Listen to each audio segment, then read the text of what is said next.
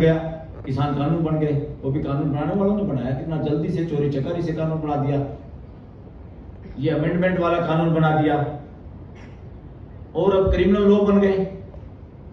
और criminal law बनाने में तो हमारे चीफ जस्टिस ने भी गलती कर दी, आपके यहीं से आते हैं नागपुर शहर के।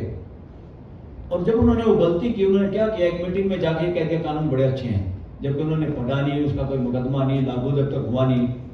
तो हमने आवाज उठाई, this is not the job of the chief justice of this country, you should not speak like this. आपके सामने ये मुकदमे लोगों ने डालने शुरू कर दिए हैं, और यू आर द आर्बिटर, आप तो रेफरी हैं। आप पहले से कह दोगे ये पहलवान जीत गया, ये पहलवान बहुत अच्छा, that is nonsense on the part of supreme court of India also. तो जब ये आवाज उठाई तो चीजें इसी तरह से अब सुप्रीम कोर्ट में खुद चीफ जस्टिस के सामने केस पेंडिंग है। और वी होप इसलिए, एक तो इस इलेक्शन में जो माहौल देश का हुआ, रियल में इस बार देश ने इलेक्शन लड़ा है, पॉलिटिकल पार्टी अपोजिशन बहुत कमजोर थी, देश खुद अपोजिशन बन के खड़ा हुआ, ये देश ने पहली बार देखा।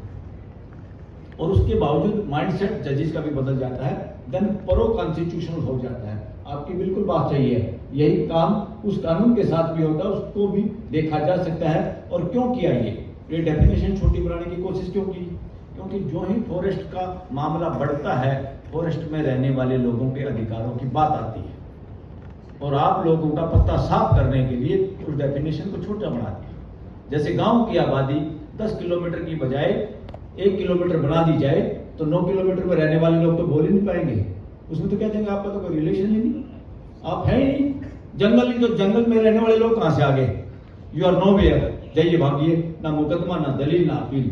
इस वजह से कि जंगल की डेफिनेशन बढ़ती है तो जंगल में रहने वाले लोग, और मैं कहता हूं असल में दुनिया में जब आदिवासियों के साथ जिस भी देश में गड़बड़ हुई है, ये देख चुका है अमेरिका सबसे डेवलप्ड कंट्री, ऑस्ट्रेलिया, बहुत सारे देशों की पार्लियामेंट ने माफिया मांगी है वहां के आदिवासियों से कि हमने गलती की, उन लोगों को मारा और उन चीजों को विनाश किया जिसकी आज जरूरत है। इसी प्रकार कम से कम अब तो इंडिया में हम लोग जाके और सब लोग मिलके उस काम को करें कि इस देश को माफी ना मांगनी पड़े। आज ये खाली इंडिया का मसला नहीं है, ये मसला पूरा ग्लोबल वो है। ये छोटा सा गांव है, ये एक धरती है, इस धरती की सुरक्षा हम सबको करनी है। केवल इंडिया, अमेरिका सुरक्षा कर लेगा, इंडिया नहीं करेगा, ऐसा नहीं चलेगा।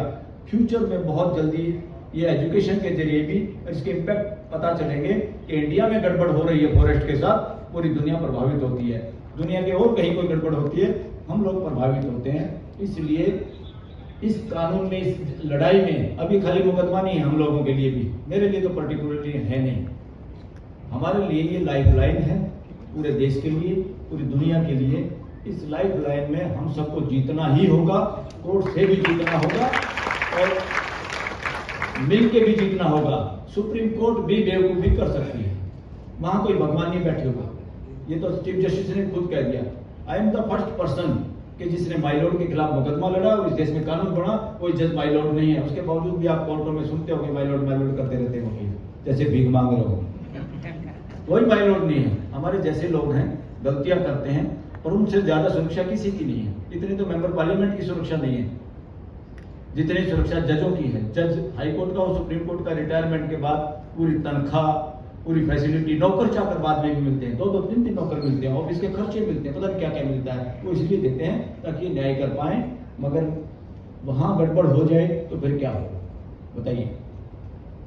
पार्लियामेंट और ब्यूरोक्रेसी मिल जाए और सुप्रीम कोर्ट डेट पे डेट लगाए या फैसला नहीं कर पाए, या उन जजों, वो जज बदनाम हो जाए कि ये तो सरकार के पक्ष में ही जाएंगे, तो ऐसी जुडिशरी का फिर क्या करें? इसलिए हमने देश में पहली बार 2 जजों का इस्तीफा मांगना पड़ा ओपनली।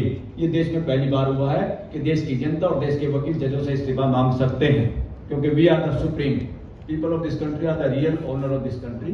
तो ये बहुत मुद्दा, उसी कॉरिडोर वाले मुद्दे में भी अमेंडमेंट इसीलिए किया गया कि उनकी चीजों की महीन व्याख्या इस तरह कर दी जाए ताकि लोग जो राइट की बात करते हैं, जब उनका अस्तित्व भी खत्म हो जाएगा। अब जंगल का अस्तित्व छोटा कर दिया जाए तो आप कहेंगे मैं तो इस जंगल में रहता हूं, बोले वो हाँ जंगल है ही नहीं डॉक्यूमेंट में, भागो यहां से। उसके बावजूद पुलिस फोर्स आ जाएगी, फिर आप लोग नक्सलवादी हो जाओगे। कोई स्टेट के हक की बात करेगा वो आतंकवादी हो जाएगा, किसान की बात करेगा आतंकवादी हो जाएगा।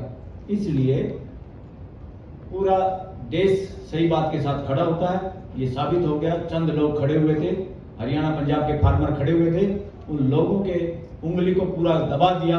जो लोग कहते थे हमने मुंह में उंगली घुमा दी, इस देश में कोई काटने वाला नहीं, वो वहां पे दिल्ली के बॉर्डर पे लोगों ने काट लिया और वापस चुपचाप चिल्लाता हुआ बैठना पड़ा अहंकार को। ये आप लोगों ने देखा है। तो इसी तरह इसके साथ इसको